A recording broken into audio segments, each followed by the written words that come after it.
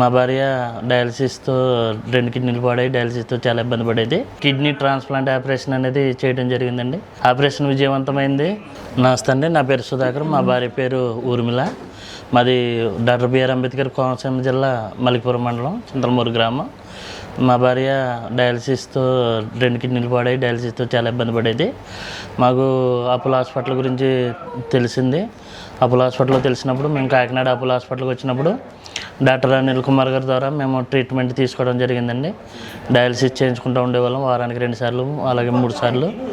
అయితే డిసెంబర్ 31వ తారీఖున kidney transplant operation అనేది చేయడం జరిగిందండి మా మిసెస్కి. దానికి సంబంధించి అనిల్ కుమార్ సారు, అదేవిధంగా జీవి రావు గారు, కరుణాకర్ రెడ్డి సారు ఎంతో శ్రమపడి మాకు ఆపరేషన్ చేయడం జరిగిందండి. ఆపరేషన్ విజయవంతమైంది.